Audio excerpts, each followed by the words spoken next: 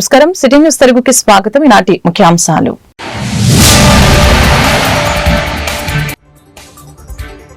కేంద్ర ప్రభుత్వ ఉద్యోగులకి గుడ్ న్యూస్. 8వ వేతన సంఘం ఏర్పాటుకి కేంద్ర కేబినెట్ ఆమోదం.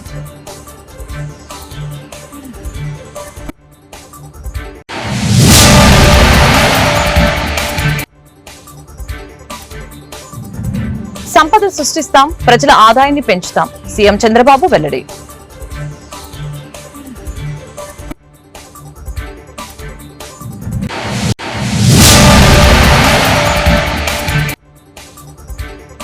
కమిషనర్ తీరుపై వైసీపీ నేతల గరం. కౌన్సిల్ సమావేశం పెట్టాలని డిమాండ్. లేని పక్షంలో ప్రజా పోరాటం తప్పదని హెచ్చరిక.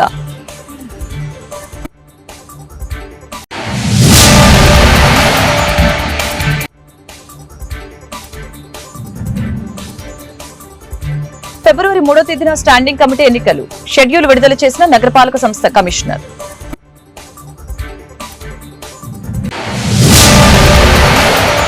కేంద్ర ప్రభుత్వ ఉద్యోగులు పెన్షనర్లకి కేంద్రం గుడ్ న్యూస్ చెప్పింది.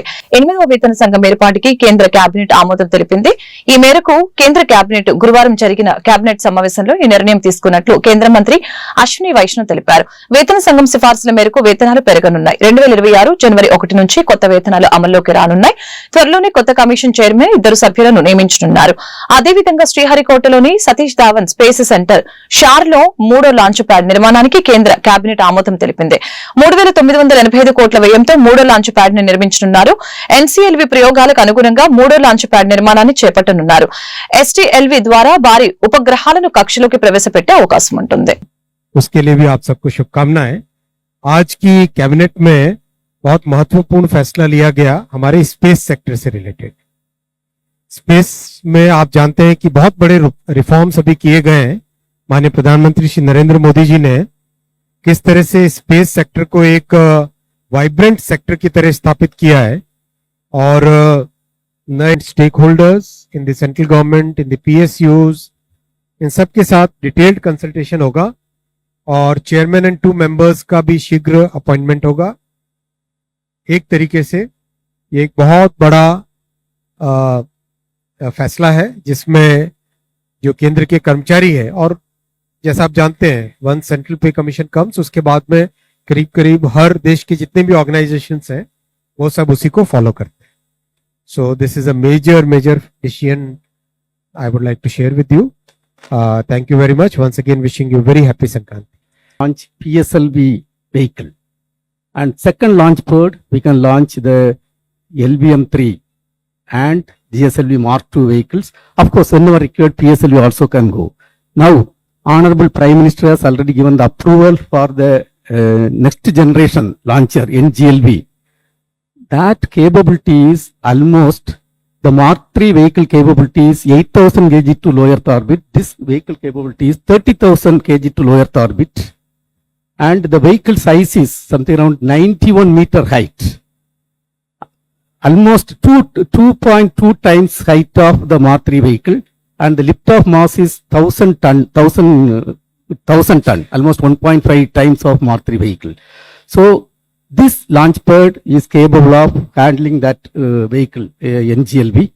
Also, గత ప్రభుత్వ హయాంలో అమరావతిని భ్రష్టు పట్టించారని ముఖ్యమంత్రి చంద్రబాబు అన్నారు. రాష్ట్ర వృద్ధి రేటుపై సచివాలయంలో ఏర్పాటు చేసిన మీడియా సమావేశంలో ఆయన మాట్లాడారు. గత 5 ఏళ్లలో ఎవరికి స్వేచ్ఛ లేకుండా చేశారని, పారిశ్రామికవేత్తలు రాష్ట్రం వదిలి పారిపోయేలా చేశారని చంద్రబాబు విమర్శించారు. సంపద సృష్టించాం, ప్రజల ఆదాయం పెంచుతాం, అభివృద్ధి వలన సంపద వచ్చి ప్రభుత్వ ఆదాయం పెరుగుతుంది. ఆదాయం పెరిగితే పథకాల ద్వారా పేదరికాన్ని నిర్మూలించవచ్చు. మౌలిక సౌకర్యాల కల్పనలో సంస్కరణలు తీసుకువచ్చాం. పవర్ సెక్టార్లో సంస్కరణల ద్వారా రాష్ట్రానికి వెలుగులు తెచ్చామని సీఎం తెలిపారు. నేను ఎన్నికల సమయంలో పదే మీటింగుల్లో మాట్లాడినప్పుడు కొన్ని విషయాలు చెప్పాను. అందులో నేను ప్రధానంగా చెప్పింది ఆర్థిక వ్యవస్థ చిన్నాభిన్నమైంది. వ్యవస్థలన్నీ కూడా పూర్తిగా విధ్వంసానికి గురైనాయి. ఒక పక్క అమరావతి, పోలవరం, అమరావతిని 3 రాజధానులని 3 ముక్కలాటాడి ఫైనల్ గా ఏది లేకుండా అమరావతిని సర్వనాశనం చేశారు, భ్రష్టు పట్టించారు. పోలవరం ఆంధ్రప్రదేశ్కి ఒక లైఫ్ లైన్, జీవనాడి. అలాంటి అమరావతి పూర్తిగా అంటే పోలవరాన్ని గోదావరిలో కలిపేశారు. ఎవరికి అంతుబట్టినటువంటి విషాదం అది. ఈ విధంగా ఒక్కొక్కటి కాకుండా ఎవ్వరికి ఫ్రీడమ్ లేకుండా రాష్ట్రానికి రావాలన్నా ఈ రాష్ట్రంలో పుట్టిన వాళ్ళు భయపడే పరిస్థితికి వచ్చారు. ఈ రాష్ట్రంలో పుట్టి ఇక్కడ ఇండస్ట్రీ పెట్టాలి అని పెట్టిన వాళ్ళు వేరే రాష్ట్రాలకు పారిపోయే పరిస్థితికి వచ్చి తరిమేసే పరిస్థితికి వచ్చారు. ఇలాంటి సోమని సంఘటనలు అవన్నీ పోవడం లేదు. ప్రజలకు ఒక్కసారి గుర్తు చేస్తున్నాం. అయితే నేను కొల్లేరు సరస్సు సరిహద్దుల వ్యవహారంపై సుప్రీంకోర్టులో విచారణ జరిగింది. గత ఏడాది డిసెంబర్లో విచారణ తర్వాత చేపట్టిన కార్యాచరణని రాష్ట్ర ప్రభుత్వం సర్వోన్నత న్యాయస్థానం దృష్టికి తీసుకుని వచ్చింది. సరిహద్దుల్ని వచ్చే 3 నెలల్లో ఖరారు చేయనున్నట్లు కోర్టుకి చెప్పింది. గత ఏడాది అక్టోబర్ నుంచి ఇప్పటి వరకు సుమారు 5,000 ఎకరాల్లో ఆక్రమణలు తొలగించినట్లు పేర్కొన్నారు. అదేవిధంగా రాష్ట్ర ప్రభుత్వం ఇచ్చిన అఫిడవిట్ ని పరిశీలించిన సుప్రీంకోర్టు తదుపరి నివేదిక దాఖలు చేయాలని ఆదేశించింది. విచారణను justice BR Gavai, justice Augustine George, justice Vinod చంద్రన్ల ధర్మాసనం మార్చి 19కి వాయిదా వేసింది. అప్పటిలోపు మిగిలిన వివరాలతో అఫిడవిట్ దాఖలు చేయాలని ప్రభుత్వాన్ని ఆదేశించింది. కూటమి ప్రభుత్వం ఏర్పడిన 8 నెలల్లోనే సంక్షేమం అభివృద్ధిలో ఏపీ ముందుకు దూసుకువెళ్తుందని రాష్ట్ర రవాణా శాఖ మంత్రి రాంప్రసాద్ రెడ్డి వెల్లడించారు. నాయుడుపేటలో గురువారం మంత్రి రాంప్రసాద్ రెడ్డి పర్యటించారు. ఈ సందర్భంగా మంత్రి రాంప్రసాద్ రెడ్డి మాట్లాడారు. మరొక 2 నెలల్లో మహిళలకి ఉచిత బస్సు ప్రయాణం పథకం అమలవుతుందని చెప్పారు. మహిళలకి 3 సిలిండర్లు, 64 లక్షల మందికి 30 తేదీన పింఛన్లు ఇస్తున్నామని తెలిపారు. అలాగనే వెనక్కి వెళ్లిన పరిశ్రమలన్నీ తిరిగి మళ్లీ రాష్ట్రానికి వస్తున్నాయి. కొత్త పరిశ్రమలు క్యూ కడుతున్నాయని అన్నారు. స్ట్రీట్ సిటీని అభివృద్ధి చేసి ఉద్యోగ అవకాశాలు మెండుగా కల్పిస్తామని హామీ ఇచ్చారు. సూళ్లూరుపేట నియోజకవర్గానికి రాష్ట్ర రోడ్డు రవాణా శాఖ సంబంధించి అన్ని విధాల సహాయ సహకారాలు అందిస్తామని మంత్రి రాంప్రసాద్ రెడ్డి తెలిపారు. రాష్ట్రంలో ఉన్న మహిళా మూర్తులు అందరూ సంతోషంగా ఉండాలా. వారు తమిళనాడు, కర్ణాటక, అలాగే తెలంగాణలో ఈరోజు ఉచిత ప్రయాణం ఇస్తున్నాం ఆర్టీసీ బస్సుల్లో. మన రాష్ట్రంలో కూడా రాబోయే 2 నెలల్లో అవకాశాన్ని మహిళా మూర్తులు కల్పించేదానికి చర్యలు తీసుకోవడం జరిగింది. దానిలో భాగంగానే రాష్ట్రానికి సంబంధించిన మంత్రుల బృందం గత వారంలో కర్ణాటకలో పర్యటించాం. ఈ రాష్ట్రంలో ఉన్న మహిళలందరికీ ఆర్టీసీ బస్సుల్లో అతి త్వరలోనే ఉచిత ప్రయాణం తీసుకొచ్చేదానికి రాష్ట్ర రవాణా సంస్థ మంత్రి నాదెండ్ల మనోహర్ ఏలూరు ప్రభుత్వ ఆసుపత్రిని తనిఖీ చేశారు. అక్కడి రికార్డుల్ని పరిశీలించారు. రోగులకు అందిస్తున్న సేవలపై వైద్య సిబ్బందిని అడిగి తెలుసుకున్నారు. ఆసుపత్రిలో సౌకర్యాలు, సేవలపై మంత్రి ఆగ్రహం వ్యక్తం చేశారు. వైద్య కళాశాల స్థాయిలో సౌకర్యాలు లేవని అసహనం వ్యక్తం చేశారు. రోగులను తీసుకువెళ్లేందుకు వీల్ చైర్లు లేవని ఆగ్రహం వ్యక్తం చేశారు. పారిశుద్ధ్య నిర్వహణ సరిగ్గా లేదని, డ్రైనేజీ వ్యవస్థ అస్తవ్యస్తంగా ఉందని అన్నారు. శౌచాలయాల నిర్వహణ దారుణంగా ఉందని ఆగ్రహం వ్యక్తం చేశారు. ఆసుపత్రిలో చేపట్టిన అభివృద్ధి పనుల్ని ఫిబ్రవరి నెలాఖరు నాటికి పూర్తి చేయాలని, లేని పక్షంలో సంబంధిత అధికారులపై చర్యలు తీసుకుంటామని హెచ్చరించారు.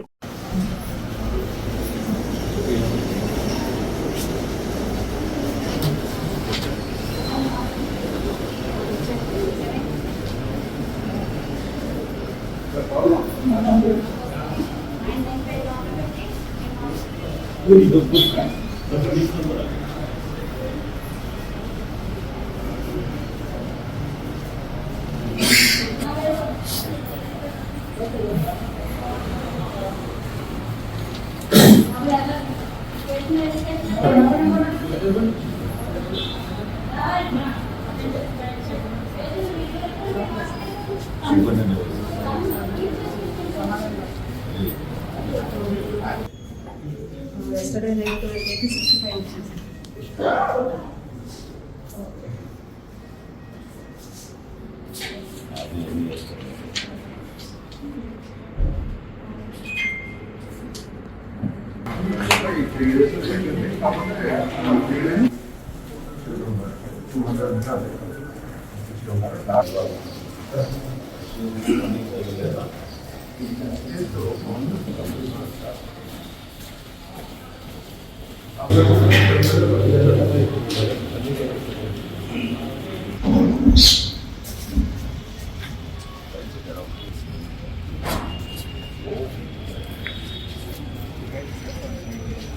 Ooh.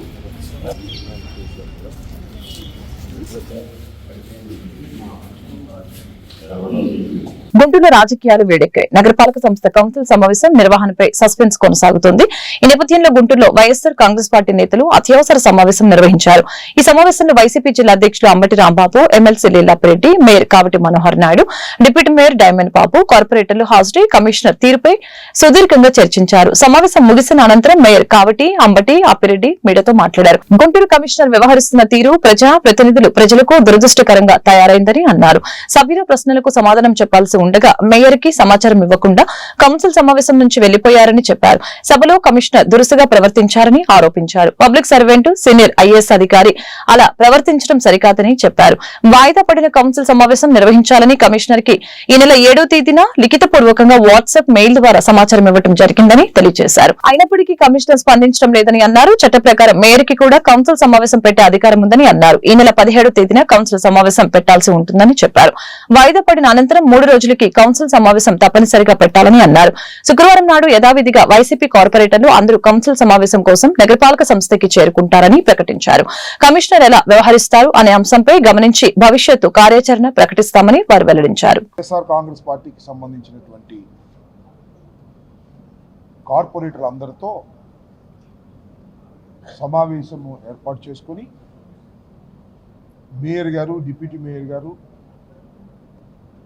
లీలాపిరెడ్డి గారు, మేము చాలా సుదీర్ఘంగా చర్చించడం జరిగింది 3 అంశాల మీద. ఒక, చట్ట వ్యతిరేకమైన విధానాల పట్ల నెంబర్ 1. నెంబర్ 2, మున్సిపల్ కమిషనర్ అవినీతి పట్ల 9,24,00,00,000 రూపాయలు బుడమేరు వాగు పొంగిన సందర్భంగా డ్రా చేసి వారికి ఇచ్చినట్టుగా రాసి ఆయన స్వాహా చేశాడనేటువంటి ఆరోపణ. 3వది, మేయర్ గారు కౌన్సిల్ మీటింగ్ని వేయవలసిందిగా ఆదేశిస్తే ఆదేశాలను పక్కన పెట్టడం, మేయర్ గారు ప్రమేయం లేకోకుండా సంక్రాంతి సంబరాలు జరపటం. మాకు ఆశ్చర్యం వేసింది. మాకు కూడా 30-40 సంవత్సరాలు రాజకీయ జీవితం ఉంది. ఎవరో ఈ కమిషనర్ నాకు అర్థం కాదు. ఈయన సూపర్ పవరా నాకు అర్థం కాల. కమిషనర్ మన పైనుంచి దిగొచ్చాడా? ఈ has to act according to the act. చట్ట ప్రకారం ప్రవర్తించవలసినటువంటి ఒక కమిషనర్ ఒక సూపర్ శక్తిగా అన్నిటికీ అతీతమైన వాడిలాగా యాక్ట్ చేయటాన్ని మా సమావేశం పార్టీ తీవ్రంగా ఖండిస్తుంది. 2వ అంశం, ఆయన అనుకుంటున్నాడేమో 3 సంవత్సరాలే తాను ఉంటాడు, తర్వాత రిటైర్డ్ అయిపోతాడు అని. అయ్యా కమిషనర్ గారికి నేను గుంటూరు మున్సిపల్ కార్పొరేషన్కి సంబంధించినటువంటి వైఎస్ఆర్ కాంగ్రెస్ పార్టీ కార్పొరేటర్లు, అదేవిధంగా కోఆప్షన్ సభ్యులు,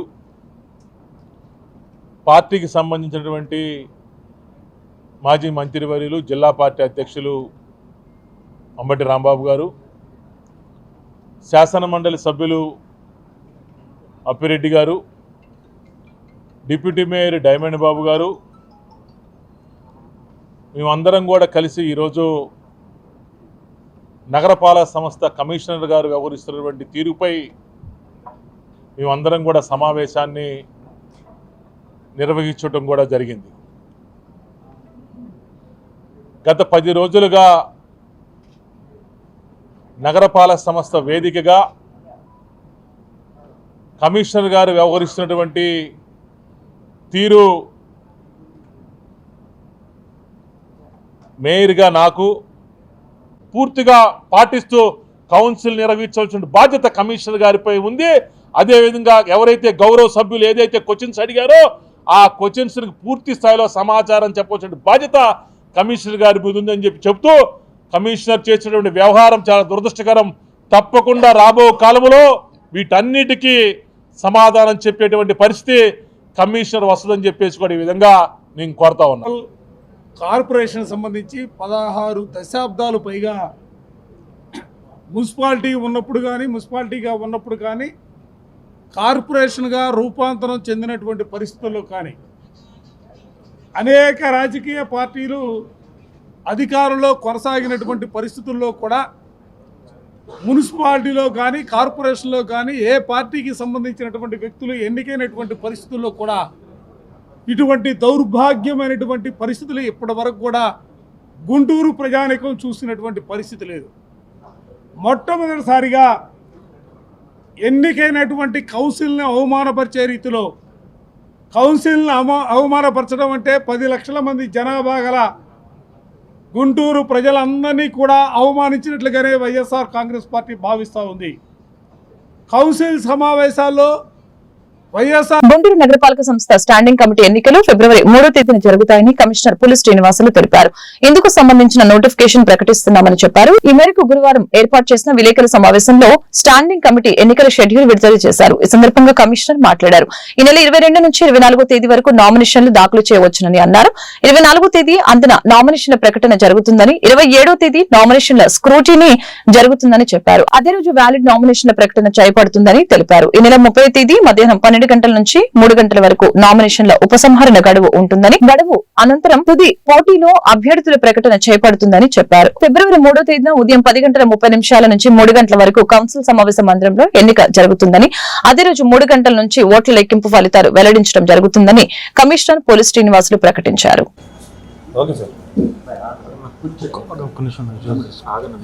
అంటే మున్సిపల్ కార్పొరేషన్స్ ఎలక్షన్ అయిన తర్వాత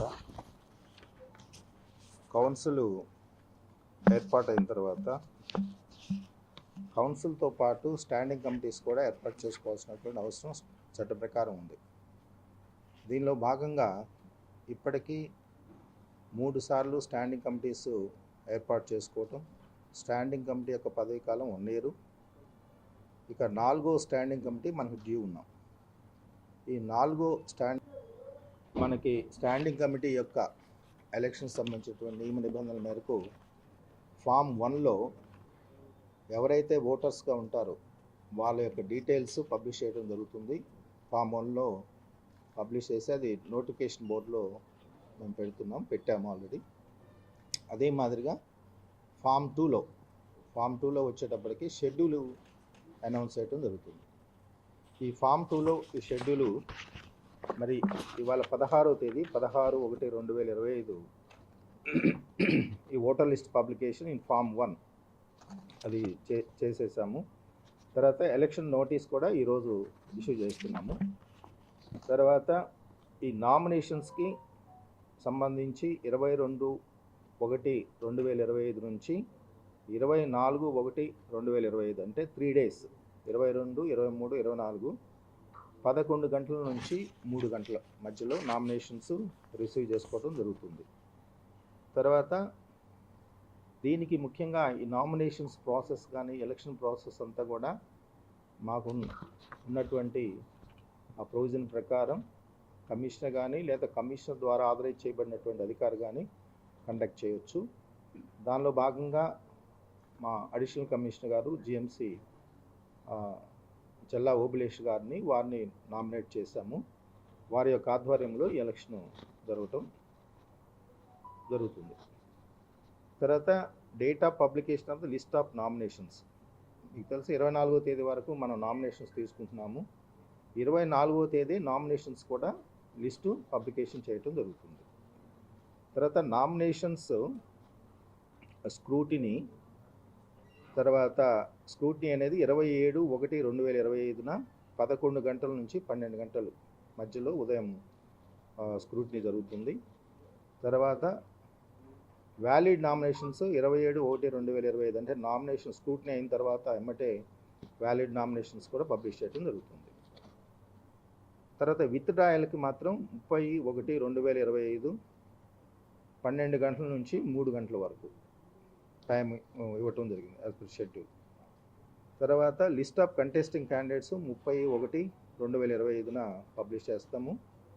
date and time of poll 3/2/2025 3/2/2025 ఉదయం 10:30 నుంచి 3 గంటలకి. ఈలోపు ఎలక్షన్ డేట్ అనేది కూడా డిక్లేర్ చేయడం జరుగుతుంది.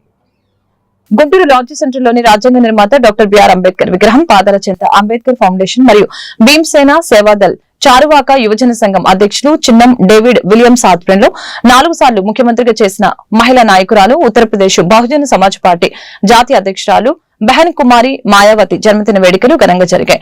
ఈ సందర్భంగా భీమేనా సేవాదళ పార్టీ అధ్యక్షులు నల్లపు నీలాంబరం మీడియాతో మాట్లాడారు. మాజీ ముఖ్యమంత్రి కుమారి మాయావతి బడుగు బలహీన వర్గాల గురించి అనేకమైన త్యాగాలు చేశారని అన్నారు. ఎస్సీ ఎస్టీ బీసీ మైనార్టీ గురించి మాట్లాడాలన్నా కుమారి మాయావతి పార్లమెంటు ముందుండి మాట్లాడారని తెలియజేశారు. అంబేద్కర్ ఆలోచన విధానాలు బహుజనుల ఎడ్యుకేట్ చేసి బహుజనుల్ని ఆధారం చేసుకుని ఉత్తరప్రదేశ్ లో 4 సార్లు ఏకగ్రీవంగా ఎన్నికయ్యారని తెలిపారు. ఈ కార్యక్రమంలో David Williams, Satyadev, Dasari Praveen, Dennis, Rayamaji, district medical officer Prasad, ఆర్పే నాయకులు లక్ష్మణరావు, భీమసేన సేవాదల్, నల్లపు నీలాభనం, ఓర్సు ప్రేమరాజు, బహుజన పార్టీ రాష్ట్ర కార్యదర్శి వరగాని ఏడుకొండలు తదితరులు పాల్గొన్నారు.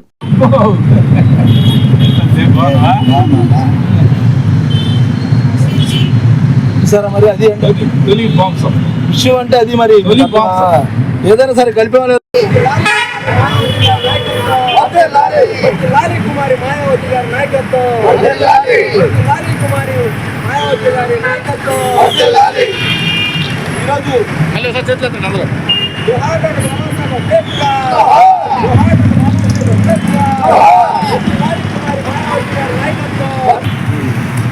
హ్యాపీ బర్త్డే మాయావతి గారు, హ్యాపీ బర్త్డే మాయావతి గారు, హ్యాపీ బర్త్డే మాయావతి గారు. నన్ను కూడా వెళ్తావా?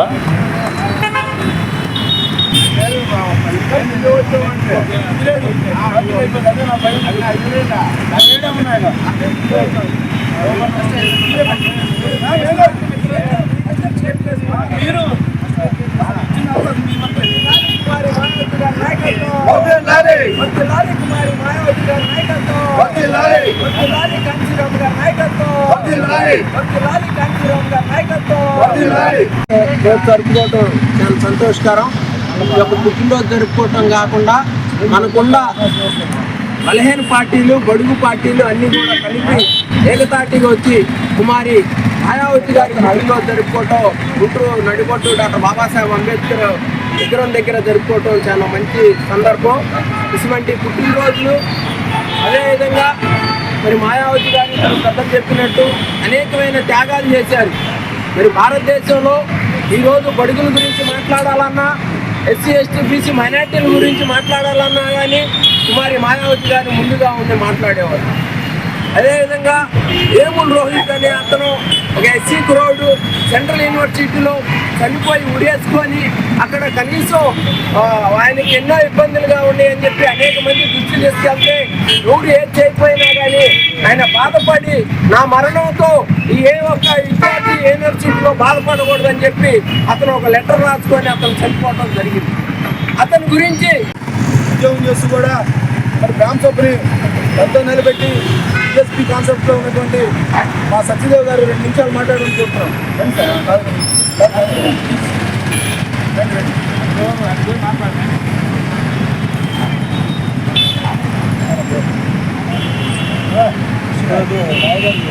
చాలా శుభదినం. మన మహాపురుషుడు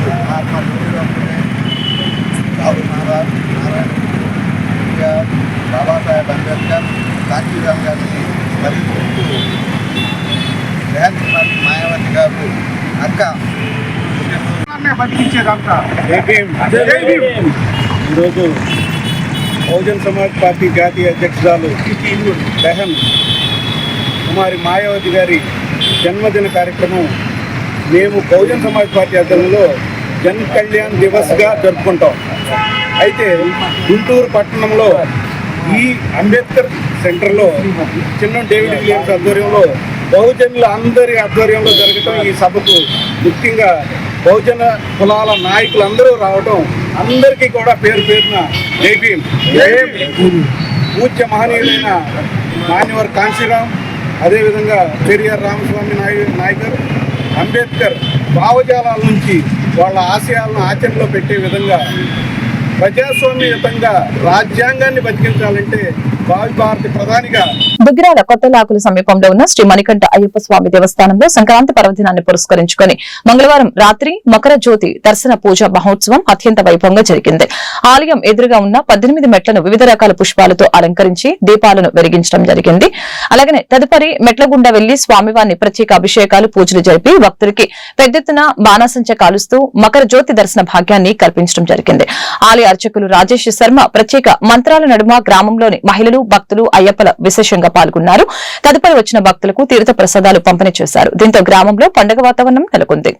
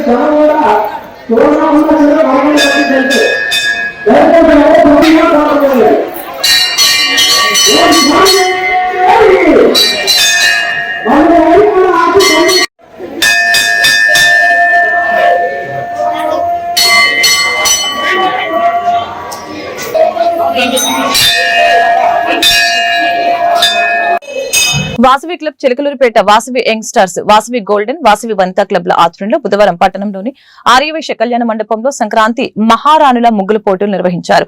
పోటీలకు విశేష స్పందన లభించింది. 8వ వార్డు కౌన్సిలర్ కొత్త కుమారి, 21వ వార్డు కౌన్సిలర్ కనమర్లపూడి లక్ష్మీ తిరుమలు, 22వ వార్డు కౌన్సిలర్ కూనల ప్రమీలలు పోటీలు పర్యవేక్షించారు. వివిధ ప్రాంతాల నుంచి వచ్చిన మహిళలు పోటీలో పాల్గొన్నారు. మహారాణుల ముగ్గుల పోటీలు Vasavi club Chilakaluripet, Vasavi club youngsters, Vasavi club golden, Vasavi Vanitha club diamond సంయుక్త ఆధ్వర్యంలో చిలకలూరుపేటలో ఉన్నటువంటి క్లబ్లన్నీ కూడా కలిపి సంక్రాంతి మహారాణుల ముగ్గుల పోటీలు జరుగుతున్నాయి. శ్రీ వెంకటేశ్వర ఆర్యవైశ్య కళ్యాణ మండపం చిలకలూరుపేట మరి ఈ రోజున మధ్యాహ్నం 3:30 ఈ యొక్క కార్యక్రమం స్టార్ట్ అయింది. మరి జూనియర్స్ విభాగం 20 సంవత్సరాలు లోపు వాళ్ళు, సీనియర్స్ విభాగంలో 20 సంవత్సరాలు పైబడిన వాళ్ళు మొత్తం సుమారుగా 150 మంది పాల్గొన్నారు. మరి ఈ యొక్క మన హైందవ సాంప్రదాయాన్ని సంస్కృతిని భావితరాల వాళ్ళకి అందజేయాలి. మరుగున పడిపోతున్నటువంటి మన కళల్ని భావితరాలకి అందజేయాలనే సదుద్దేశంతో వాసవి క్లబ్స్ అన్నీ కూడా నడుం కట్టి ఈ యొక్క భావితరాల వారికి ఒక సందేశం ఇవ్వాలి అని చెప్పేసి మరి ఈ కార్యక్రమాన్ని చేపడుతున్నాయి. ప్రతి సంవత్సరం కూడా కనుమ పండుగ రోజున మరి ఈ యొక్క ముగ్గుల పోటీలు నిర్వహిస్తూ ఉన్నాం. మరి దీనికి స్పందించి మహిళలు బాగా ఎక్కువ మంది ఈ యొక్క పార్టిసిపేట్ గా వస్తున్నారు. మరి అందరికీ కూడా మంచి మంచి గిఫ్ట్లు ఇస్తూ ఉన్నాం, పెద్ద పెద్ద గిఫ్ట్లు ఇస్తున్నాం. మరి ఇట్లా అట్లానే 5 గంటలకి నూతన కార్యవర్గ ప్రమాణ స్వీకారం కూడా జరుగుతుంది. మన గవర్నర్ గారు V204A మునగాల చిరంజీవి గారు ఇచ్చేస్తున్నారు. వారి ఆధ్వర్యంలో మరి నూతన కార్యవర్గ ప్రమాణ స్వీకారం కూడా జరుగుతుంది. ఆ తర్వాత 7 గంటల నుంచి ఈ యొక్క ఆ పోటీలో విజేతలందరికీ కూడా మరి వాళ్ళందరికీ కూడా first prize, second prize, third prize, consolation బహుమతులు, ఇంకా ఎన్నెన్నో వచ్చిన వారందరికీ కూడా సంతృప్తి చెందేటువంటి విధంగా మంచి కార్యక్రమం. ఈ కార్యక్రమాన్ని అందరూ ఆస్వాదిస్తున్నారు, ఆశీర్వదిస్తున్నారు. అట్లానే తర్వాత అల్పాహారం కూడా చిన్నగా మరి ఉన్నది. మరి మీరందరూ కూడా ఈ యొక్క సంక్రాంతి శోభని తిలకించి మనల్ని ఆశీర్వదించాలని చెప్పేసి కోరుతూ ఉన్నాం. పల్నాడు జిల్లా కారంపూడి మండలంలోని పెద్ద కొదమగుండ్ల గ్రామానికి చెందిన జనసేన పార్టీ నాయకులు మాడ రామకృష్ణ వ్యవసాయ భూమిలో పండించిన మొక్కజొన్న పంటను కొంతమంది గుర్తు తెలియని దుండగులు ధ్వంసం చేశారు. మాడ రామకృష్ణ పొలానికి వెళ్లి చూసేసరికి పంట పొలం అంతా తొక్కి ధ్వంసమై ఉండటంతో సదరు ఈ విషయాన్ని స్థానిక పోలీస్ స్టేషన్ లో జనసేన పార్టీ మాచల నియోజకవర్గ సమన్వయకర్త బూసా రామాంజనేయుల దృష్టికి తీసుకుని వెళ్లారు. ఈ నేపథ్యంలో జనసేన పార్టీ నాయకులు బూసా రామాంజనేయులు హుటాహుటిన పెద్ద కొదమగుండ్ల గ్రామానికి చేరుకొని మాడ రామకృష్ణ వ్యవసాయ భూమిని పరిశీలించారు. ఇదిలా ఉండగా బాధితుని ఫిర్యాదు మేరకు Karampudi SI Vasu, CI TV Srinivasarao Kodamagundla చేరుకొని ధ్వంసమైన పొలాన్ని పరిశీలించడం జరిగింది.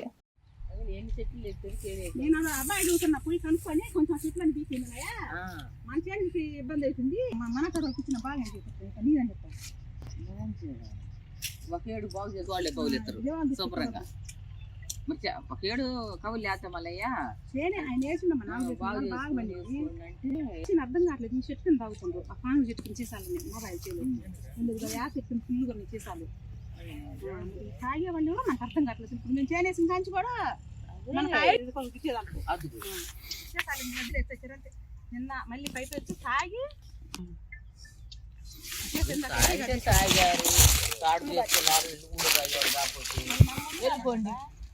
కానిస్టేబుల్ అంటారు. అసలు ఎందుకు తెలియదు. శుభ్రంగా సీసీ కెమెరాలు ఉన్నాయి అంట రెండు. యమాన్ గారి ఇక్కడ ఒకటాను, మరి యమాన్ ఇంటి అవతల ఇప్పుడు మాత్రం చూడు వీడు తీసుకొని నేను చూసి ఇందాక తీసుకొని పోతారంటే అసలు తీసుకుంటే వాళ్ళు చూస్తారు. ఆరింటికి రమ్మరు అబ్బాయి వార్తలు ముగించే ముందు ముఖ్యాంశాలు మరొకసారి.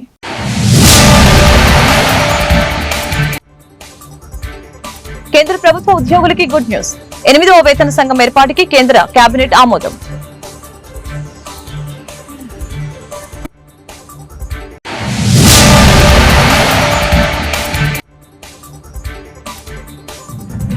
సంపద సృష్టిస్తాం, ప్రజల ఆదాయాన్ని పెంచుతాం, సీఎం చంద్రబాబు వెల్లడి.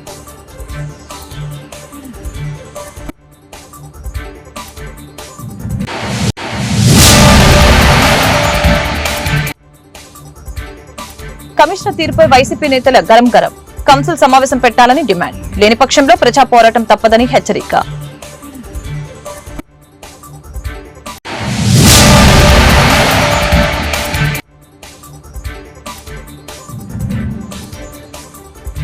ఫిబ్రవరి 3వ తేదీన స్టాండింగ్ కమిటీ ఎన్నికలు. షెడ్యూల్ విడుదల చేసిన నగరపాలక సంస్థ కమిషనర్.